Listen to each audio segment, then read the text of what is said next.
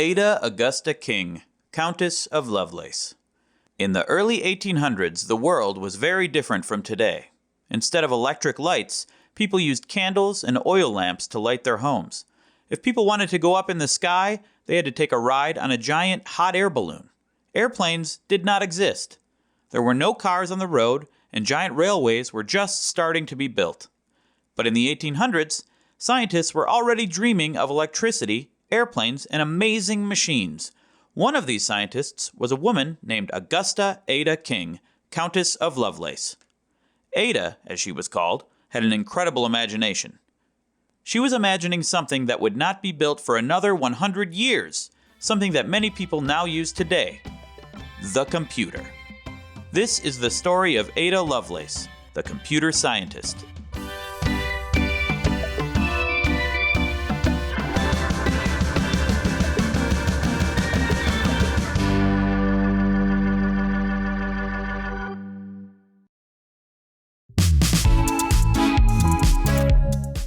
Hi, young historians. Welcome to this week's episode of Anytime Now. I'm Brooke, the co-founder of Honest History. This week, we're adventuring through time to meet a brilliant mathematician from England who is often considered to be the world's first computer programmer. And she was a woman. As you listen to this episode, imagine how difficult it would have been for the character in the story to become a respected scientist before women even had the right to vote. Yet, without her contributions to science and computers, the world today would be a very different place. What can you learn from today's story that will help you go out tomorrow and work towards a goal that is difficult, or maybe even impossible? So, without further ado, let's go on an adventure.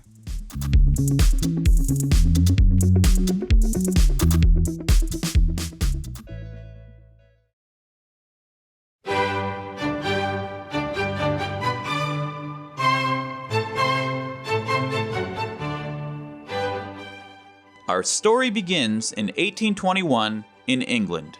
A young Ada walked down the long hallway in her home. She pushed open the door to the study. There sat her tutor, Miss Lamont. This morning, like most mornings, she would be learning about addition and subtraction. Miss Lamont placed a piece of paper on the table in front of her. It was time for Ada's math lesson. Ada was just 6 years old. She didn't really enjoy math. She preferred geography. Ada wanted to learn about the wild forests of Norway and oceans with waves as tall as houses. In Iceland, she read, there were mountains that made strange noises. Fire came out of them, and a liquid ran down them too. These mountains were called volcanoes. But there were no forests or oceans or volcanoes this morning. She had a very strict schedule. First came her math lesson, then grammar, spelling, reading, and music. After dinner, it was geography, drawing, French, music, and reading. I didn't study that much in college. Ada's mother, Annabella, kept her on this schedule. She didn't want Ada to have too much time and get distracted. She wanted to train Ada's mind. This training, Annabella thought, was going to save her daughter. From what exactly, you ask? Well, Annabella hoped it would save Ada from becoming just like her father.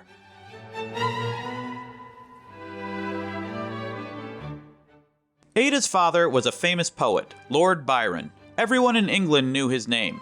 He was a celebrity. But Byron wasn't just famous for his poems.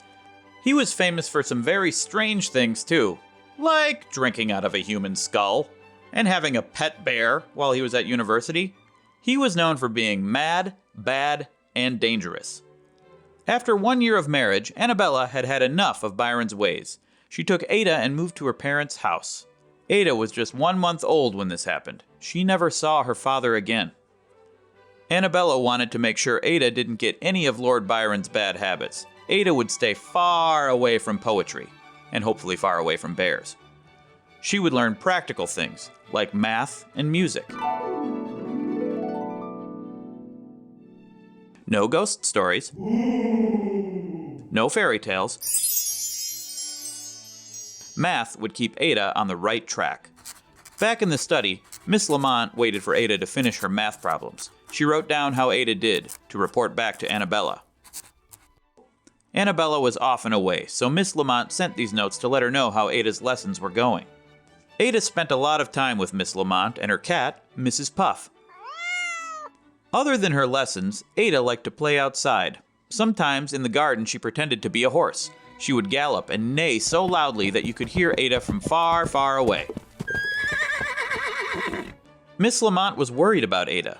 What would all this studying do to such a little girl? Would it ruin her imagination? But Miss Lamont was very wrong. Ada had a huge imagination. When Ada was just 12 years old, she became fascinated with flight. She studied a crow's wings to understand how it flew and asked her mother to send her books about birds. She was designing wings made from paper, silk, and feathers. "I am going to write a book called Flyology," she said. The book would have pictures of all the flying inventions she imagined. One of these flying machines would be in the shape of a horse with wings. It would be powered by a steam engine. A person could sit on top of the horse as it flew up into the air.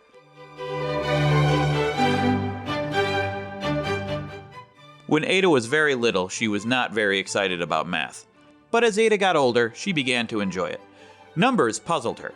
She wanted to understand math to study the stars and planets. She wanted to use math to understand how rainbows worked.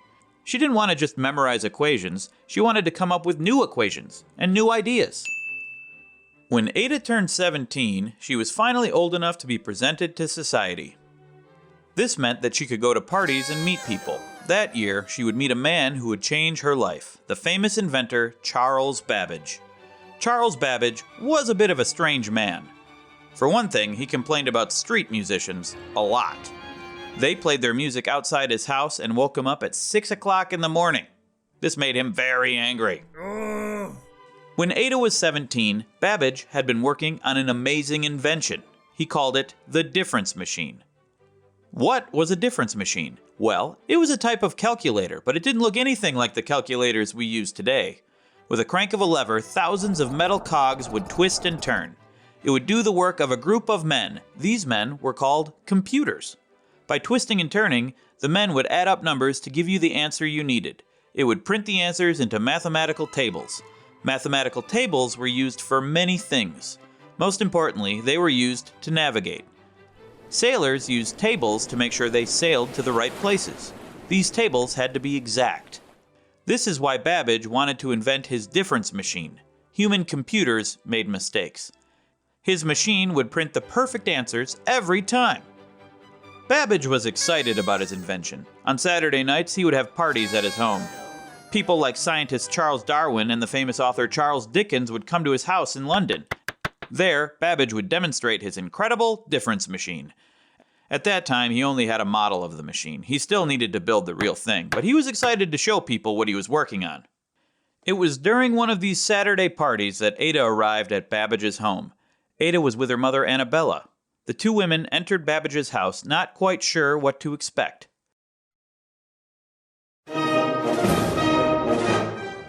Babbage thought he would show Ada his silver lady. The silver lady was a moving device that was in the shape of a woman. It would bow and move automatically. Most of his guests enjoyed watching the silver lady. Ada, however, was more interested in the machine next to it, Babbage's difference machine.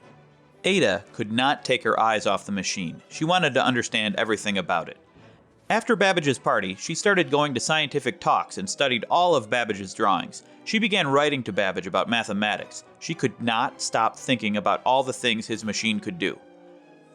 2 years after seeing Babbage's machine, Ada married Lord William King. He would become the first Earl of Lovelace, and Ada would become the Countess of Lovelace. Isn't that funny? She was so into math and she became a countess. Life's funny. Like Ada, William King was interested in science, and he encouraged Ada to keep studying.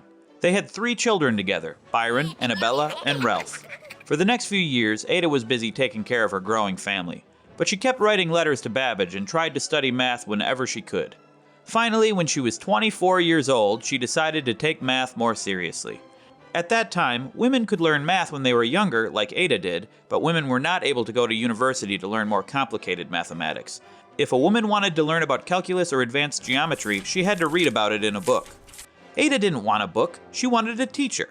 She wrote to all her friends, asking for someone to help her. Finally, she found a tutor, Professor Augustus de Morgan. He was a professor at University College London. He had written many textbooks and was a friend of Charles Babbage, proving that Charles had other friends who weren't named Charles. Once in a while, Ada would meet with De Morgan in person, but most of the time they would send each other letters. Ada would write down problems she was working on. De Morgan would write back with advice. Ada took her studies very seriously. She would spend hours on a math problem. Sometimes she would get frustrated. After hours of thinking, she barely wrote a thing. "I wish I went quicker," Ada wrote to De Morgan. He told her not to worry. "Never estimate progress by the number of pages," he told her. It was important to work slowly. You learn more from trying to figure out your mistakes and trying to fix them. Soon, Ada became very good at finding and fixing mistakes. She even picked out the mistakes of Professor De Morgan and Charles Babbage.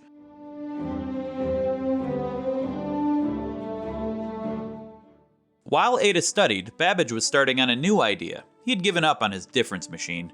Yeah, a mechanical adding machine? That'll never work. He had an argument with his engineer, who he hired to make all the parts. The engineer left, taking all the drawings of the difference machine with him. Babbage wasn't too worried, though. He had another idea, an even better idea. He called it the analytical engine. This was a giant machine. It would be 15 feet tall and over 20 feet long. It was so big. How big was it? It was so big, in fact, that you couldn't start it by turning a lever. This machine would need to be powered by steam. Babbage told Ada about his analytical engine. She wanted to understand everything about it. For a long time, she had wanted to help Babbage on his projects. An Italian scientist had written an article about Babbage's analytical engine. One of Ada's friends suggested that Ada translate the article into English. Babbage had another idea too. Why not add some of her own notes to the article? Ada decided this was a great idea. For 9 months, she thought and wrote. She thought about how the engine worked. She also thought about all the engine's possibilities, things Babbage hadn't even thought of.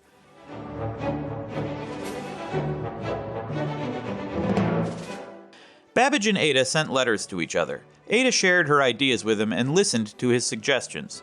Finally, in August of 1843, Ada was done writing and thinking. She published her notes in Taylor's Scientific Memoirs. She signed it with her initials, AAL. In these notes, Ada wrote out instructions for how the analytical engine would work. Her most famous note, Note G, was a diagram. On this page, there were columns and rows of equations and numbers. Today, many historians call this diagram the first published computer program. But Ada didn't stop there. She wrote about how the analytical engine could be used for more than just solving math equations. It could be used to write music. And so much more. It can do whatever we know how to order it to perform, Ada wrote. If you give the machine the right instructions, it will do what you ask. In these notes, Ada imagined the very first general-purpose computer. In 1843, few people could imagine the world Ada imagined. It would be over 100 years before someone finally built a computer. Babbage was never able to get the money he needed to build his incredible analytical machine. Ada, who struggled with poor health all her life, died when she was just 36 years old. For many years, Ada's notes were forgotten. Then, in the 1930s, a scientist named Alan Turing discovered her notes. He was researching computers. Turing was amazed by what this woman wrote in 1843. It is true that Charles Babbage came up with the idea of the analytical engine, but no one had quite imagined all the things it could do. No one but Ada Lovelace. As a girl, Ada dreamed of flying machines in the shape of horses and wanted to understand rainbows. As an adult, she dreamed of a world where machines could do incredible things. Ada would have been excited to see the laptops and computers we use today. The world she imagined over 200 years ago finally came true.